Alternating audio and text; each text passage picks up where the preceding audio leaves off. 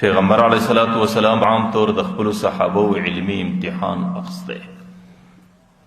یو ورځ مسجد نبوي کې ډېر صحابه ناست دي، پیغمبر علیه الصلاۃ والسلام ناست دی، باره یو سوال ور باندې کوي. باره ورته زما صحابه ان من الشجرة شجر، په دې درختو کې الله تعالی یو درخت پیدا کړی ده، لا يسقط شجرها، داغي فان نه رژیش، فمثله كمثل المؤمن، داغي داسې استقامت دی چې دا فان یو سره نه رژي، داغي مثال داسې دی لکه د یو استقامت والا مسلمان مؤمن چې هغه پر خپل دین باندې کلک دا دین د ځان نه رژي. ورته فحدثوني ما هي، دا درخت د چیش د بیان راته وکړه، د دې جواب راکړه دا زکه مدرخت شه. ورته دې درختو کې یو درخت ده، د هغې فاڼې نه رژېږي، په هغې کې ډېر استقامت دي، د هغې مثال داسې دی لکه د یو مؤمن چې هغه پر خپل دین باندې کلک ولاړ. او تاسو ما ته د هغې جواب راکړئ هغې به څه شي؟ حضرت عبدالله ابن عمر وایي فحدث الناس فی شجر البوادي، خلک په ځنګلو کې دستي فکرونه روان، یو ول د ځنګله دا درخته ده، بل ول د ځنګله دا درخته ده، بل ول د ځنګله درخته ده، یو به یوه یادوله بله به بل یادوله. حضرت عبدالله ابن عمر داسې ماشوم بچی دی، د حضرت عمر رضی الله عنه زوی دی. هغې وایي زما په دماغ کې دا راغله چې شاید که دا درخت پیغمبر علیه السلام ښووله دا به د خورما درخت دی، لیکن د ادب په خاطر مې دا خبره در خوله نه سوه رایستلی، ځکه صحابو کې ډېر زیات ادب و، او پیغمبر علیه السلام به هم دا ویل چې الدین کله ادب، زموږ دین ټوله ادب دی. بس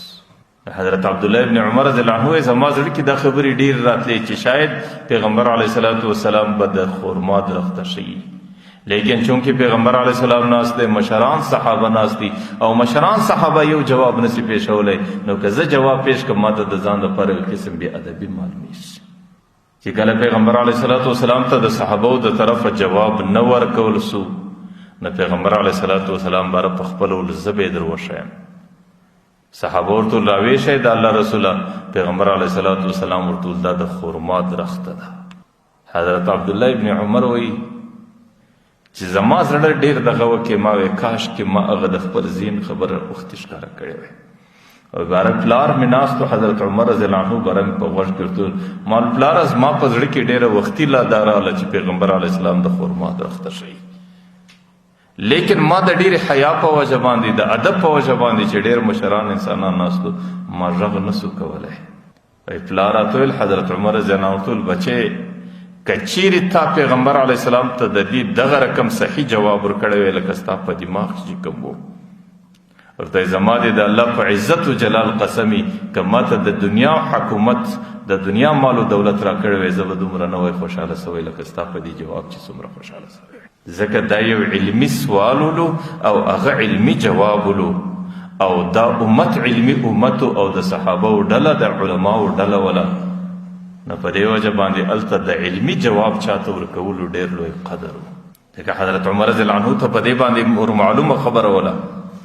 چې که چیرې مال و دولت راسي یو ورځ به عزت یو ورځ به نه وي، د هغې عزت به در ژونده پورې چې بیا په ښارو کې واقع سوی ولوېدې بیا مال و دولت څه عزت لري، او منصب و حکومت که سړی پیدا کړي د هغې عزت چند روزه دی، چې کله ته در قبره پورې ورسېدې ته د ټولې دنیا حکمران تېر سوی، تا ته څه ګټه کوي؟ دا ټوله دنیا یې تا ته په سلام درېدلې، او ټولې دنیا یې تا ته سلوټ و سلامۍ کړي، چې ته کله په دې تورو ښارو کې واقع شوې د دنیا سلامونه او سلوټونه تا ته څه ګټه کوي؟ لیکن علم هغه شی دی، علم د الله تعالی د نزدېکت او د قرب هغه صفت دی چې د هغې ګټه په دنیا کې هم عزت په شکل باندې سړي ته رسیږي، او د مرګ بعد په قبر کې هم رسیږي، او د قیامت په میدان کې هم انسان ته رسیږي، او د جنت په زندگی او په دوران کې هم انسان ته رسیږي. ځکه حضرت عمر رضی الله عنه هغه بچي ته وایي بچی که د دنیا مال ما ته چا راکړی وی، که د دنیا حکومت ما ته چا راکړی وی، زه به دومره نه وای خوشحاله سوی که چیرې پیغمبر علیه السلام ته تا دغه جواب وله ورکړی. ځکه علم د علم په مجالسو کې، د علم په سوالونو کې، د علم په مسایلو کې، د علم په پوښتنو کې شرکت کول دا د انسان ډېره لوی نیکبختي. محمد ابن سیرین زموږ د امت کې ډېر مشهور تابعي تیر سوی دی چې الله تعالی دته د خوب د تعبیر څومره ملکه ورکړې وله، نورو انسانانو ته هغسې ملکه نه وه چې کوم چا به خوب لیدلی و ده ورسه به تعبیر غوښتی چې د به کم تعبیر وکړي هغه خوب به بالکل په هغه شکل باندې خاطئ. محمد ابن سیرین خپل حالت را نقل کوي و یو ورځ د بصرې مسجد ته رالم چې کله جومات ته راننوتم په جومات کې یو عالم ناست دی درس کوي یو څو طالبان ورباندې راګرځېدلي دي. هغې په مابین کې یو کتاب غوړولی دی هغه استاذ کتاب وایي هغه طالبانو غوږ پر نیولی دی. ورته یو ځل مې په زړه کې دا رالو چې ته راسه دې شا کې ورته کښېنه شاید د دوی د خولې څه یو داسې خبره واورې چې هغه ستا د نفع او د ګټې ذریعه سي. شاید د دوی د خولې څه یو داسې علمي ملغله راووځي چې سبا تا ته په هغې باندې عمل درکول سي هغې به ستا د ګټې یو ذریعه وي. لیکن نه معلوم چې کم ضرورت رافیر سو د هغې ضرورت په خاطر باندې دې مجلس کې نه کښېنستم برته ووتم. وایي چې کله شپه راله د شپې یو څوک په خوب باندې وینم چې هغه د فرشتي او د ملایکې په شکل باندې رالی راته وایي چې ابن سیرین نن دې ډېره د خسارې سودا وکړه ډېره د نقصان سودا دې وکړه چې هغه د علم مجلس روانو او د دې علم په مجلس کې نه کښېنستې.